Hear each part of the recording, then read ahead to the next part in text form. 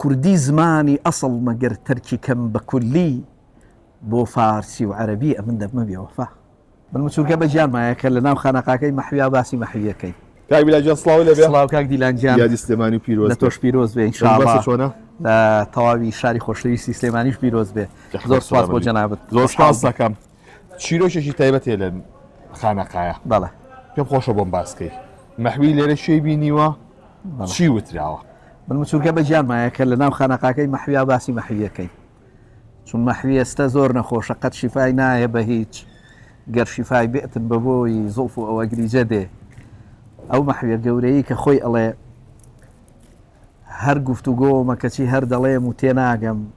هەر جوستوجوومە کەچی هەر دەڕۆم و تێناگەم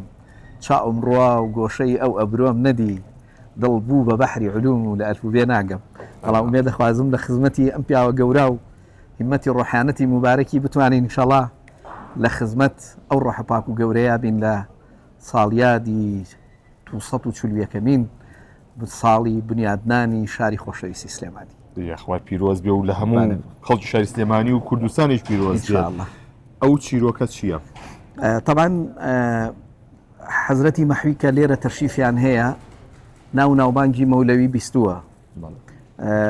لە دوورەوە وەکۆڵی خۆشەویستی و محەبەتێکیان هەبوو بۆ یەکتری بەس بەداخەوە هەتا ئەو کاتێک کە مەولەوی تەشریفە هێنێتە ئێرە یەکتری ناناسن بەڵام مەحوی تەکنیکێک بەکارهێنێ بۆ ئەوەی کە بزانێ هەر بالفعل ئەم پیاوە مەولەویە یا مەولەوی نییە مەولەوی وەختێک کە تەشریف بهێنێتە ناو خانەقاکەی مەحویەوە مەحوی لێرە خەریکی تەدریس و پێگەیاندنی فەقێکان بووە لەو کاتە کە حەزەتی مەولەوی خۆیەکا بە ژوورا و دائەنیشێ مەحوی شک ئەکاڵێ بەخوا ئەمە وا هەستەکەم بۆ وەسفەی کە بۆیان کردوم خۆکو ئێستا نەبووە کاکە بە کلیکێ کە بنووسی مەولەوی سەو ڕسمی مەولەوی بۆ بێنێ بەڵام لەو کاتەیە هەستەکە کە یینێکی بۆ دروستە بێت کە ئەوە مەولەوی بێ بۆیە فەقیشی ئەنێرێتە لای مەولەوی بۆ بەناوبانگ بووە پیاوێکی زۆر زۆر دەم و دەست وەڵام بووە یەکسەر وەڵامەکانیشی هەمووی وەکو جۆڵی جۆرێک لە لوغز و ئەوەی تیا بووە کە بە ئاسانی بەرامبەر لی تێنەگاوە نەتوانێ مەسەلەم زانێ ئەڵێ چی بۆیە ئەو کاتە قوماشێک کە کراوە بە وەکو جامانە پێی وتراوە چیت بەڵێ ئەڵێ بڕۆ پێی بڵێ ئەوە چیتە بەسەرتەوە طبعا لە وەڵامەکەیە یەکسەر ئەزانێ ئەوە مەولەویە مەحوی کاتێک کە تەماشای ئەکاو لە دوورەوە سەیری ئەکاو بەڵام دڵنیانە لەوەی کە مەولەوی بەیان نا بۆیە فەقەیەکی ئەنێرێ وەچێتە خزمەتی و پێی ئەڵێ مامە گیان سڵاو لێبێ ئەوە چیتە بەسەرتەوە ئەویش ئەڵێ کوڕم ئەوە چیتە بەسەرمەوە جا دوو مانای هەیە ئەمە پێ جیناسە طبعا دوو مانای هەیە یەکیان ئەوەیە کاکە ئەوە تۆ حەقت چییە بەسەرمەوە ئەوە چیتە بەسەرمەوە یەکیشان ئەوەیە کە مانای قوماشەکەیە ناوی قوماشەکەیە کە ئەوە چیتە بەسەرمەوە بۆیە یەکسەر کاتێک کە ئاوا بۆ شێوەی وەڵامیاتەوە حەزەتی مەحوی ئەچێتە خزمەتی مەولەوی و دەست و موچی یەکتریەکەن و ئەم لای ماچەکە و زۆر بە گەرمی بە خێراتنیەکە و ئالو کاتەوە ئیتر مەحوی مەولەوی ئاشنا بن بەیەک چیان هەبووە بەیەکەوە چشتێکیان بۆ یەکتری نووسیوە هیچ نامەگۆڕینەوەیشان هەبووە نامەگۆڕینەوەیان نەبووە لەگەڵ یەکا بە حکمی ئەوەی کە هەم تۆزێک مەولەوی گەورەتر بۆ لە جەنابی مەحوی بەڵام ڕابیتەیەشی قەلبی زۆر وەکۆڵێ بەقووەت و بەهێز هەبووە لە نێوانیانە کە هەردووچیان موریدی شێخ بوون و شێخی عەلادین و ئەو ڕابیتە قەلبیە تەسەوفیە کە لە نێوانی هەردوو لایەنە هەبووە ئەوە وای کردووە کە ئەوەنە لە دنیای ئەڕواحە ئەوەندە وەکۆڵێ ئاشنان بە یەکتری ئەگە بە ڕووی جەستەیش ئاشنا نەبن بە یەکتری بێگومان لە حاڵەتە ڕۆحی و لە دنیا ڕۆحیەکەیە ئاشنایەتی و دۆستایەتێکی زۆر زۆریان هەبووە بەیەکەوە باشە لە نووسینەکانی مەحویە چی هەبووە لەسەر سلێمانی من زۆر گەڕام بە دوای ئەوەی کە مەحوی شتێکی ئەو تۆی بە حکمی ئەوەی کە جەنابی مەحوی لە فەزای معریفەتی عیرفان و تەسەوفە نووسیوێتی یعنی زۆربەی زۆری نووسینەکانیشی ئەوەیە بەڵام ینی شتێکی ئەو تۆم دەست نەکەوت لەوەی کە مەسەلاً بیزات بۆ سلێمانی نووسیبێ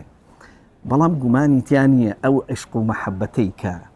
ئەم پیاوە گەورە هەی بووە لە سەردەمی سوڵتانی عوسمانیە کاتێک کە ئەچێ بۆ حەج و دوایی سەفەری ئەستەمبوڵ ئەکا ئەمەش خۆی بەخۆی داستانێکی گەورەیەکە پێم خۆشە بۆ بینەرانی خۆشەویستی بێرمەوە ئەم پیاوە کاتێک کە ئەچێتە خزمەتی پێغەمبەر صلی الله عليه و آله وسلم لەوێ شەوانێ سەفەر ئەکا بۆ ئەستەمبوڵ و لەوێ سوڵتانی عوسمانیەکان ئەبینێ سوڵتانی عوسمانیەکان زۆر ڕێز و قەدر و بەهایەکی لێ ئەگرێ زۆر پێی خۆشە کە مەحوی هەم زمانزانێکی گەورەی تورکی زمانزانێکی عەرەبی ئەوەی کە من بیست بێتم تەنانەت ئەڵێن مەحوی بۆیە بووە بە ینی چۆنەڵێ هاجیەگە تەقدیر و ڕێزی سوڵتانی عوسمانی ئەو مزگەوتەی کە سوڵتان خۆی نوێژی لێ کردووە بزانم مزگەوتی سوڵتان فاتح بووە ئەڵێ ئەو ڕۆژی جومعەیە کە ئەویش چۆتە ئەوێ بۆ ئەداکردنی نوێژی جومعە قەدەری خواوە ئەبێ خەتیبەکە لەوێ نابێ بۆیە داوا ئەکەن کەسێک لە جێی ئەو خەتیبە وازی و ئیرشاد و وتاری ڕۆژی هەینی بخوێنێتەوە مەحوی ئەچێ بۆیە وەختێ داوا ئەکەن لە مەحوی ئەڕوا و بە عەرەبی و بە تورکیەکی زۆر مسەڵەت و زۆر باشام تورکی و عەرەبیە لە شۆ زانیوێتی ئەم ئەو پیاوە گەورانە من ینی بەجددی بۆیە زۆر بەداخم بۆ ئەوەی کە ئێمە مەحویمان لە ناوانەما نالیمان نەما ئەوانە پیاوی سەردەمەکەی خۆیان بوون توانیویانە بە مانای کەلیمە بە دوای بچووکترین سەرداوی بەرزکردنەوەی ئاستی ڕۆشنبیری و هۆشیاری خۆیان لەو سەردەما بگەڕێن نالی ئەسڵەن کۆمەڵێک کشتی خوێندۆتەوانێک کتێب کە ئێستا لە سەردەمەکەی ئێمانیە لەو سەردەما بووە مەحویەکەی ئێمە هەر لە یەکێک لە شعرەکانیان خۆی ئیشارەتی پێەکە زۆر جوان ئەفەرمێ باسی چی بکەم بێکەراونی بەحری پڕتەشویری عشق تاقە قەترێکی فتوحاتە نمێکە مەسنەوی یعنی ئەلو کاتەیە ئەو کتێبەکانی فتوحاتی مەکیە شێخ محیدین ئیبن عەرەبی خوێندۆتەوانێک کە 21 جەڵدە لەو کاتا مەسەلەن مەسنەوی معنەوی خوێندۆتەوانێ و ئاگای لە کتێبی مەسنەویەکەی مەولانا جەلالەدینی ڕۆمی هەبووە کە 6 دانە دەفتەرە کە 30,000 و ئەوەندە بەیت دێڕە شعرە کە ئەم پیاوە مەسەلەن توانیوێتی لەو کاتەیە ئەوەنە مسەڵەت بێ بەسەر زمانی فارسیشە بەڵام سەیریکە لەگەڵ ئەم هەموو شارەزاییە لە زمانی تورکی و فارسیشە ئەم پیاوە ئەڵێ چی؟ ئەڵێ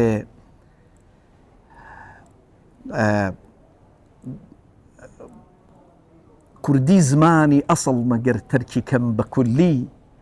بۆ فارسی و عەرەبی ئەمن دەبمە بێوەفا جوانە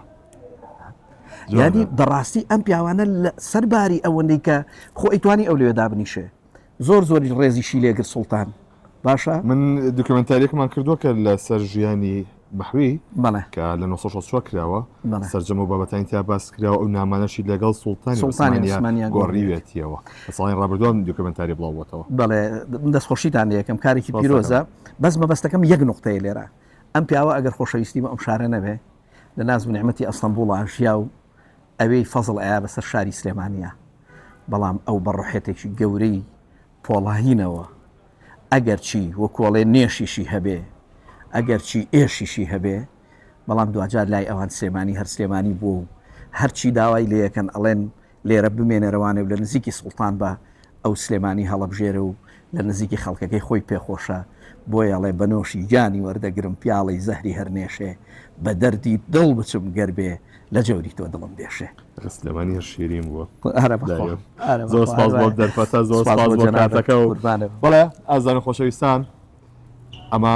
خانەقای مەحویە ئەوەش سەرگوزشتەیە بوو لە سەر ئەوەی کە مەولەوی هاتۆتە ئێرە و مەحوی پێشوازی دێکردەوە بە شێوازێکی جیاواز.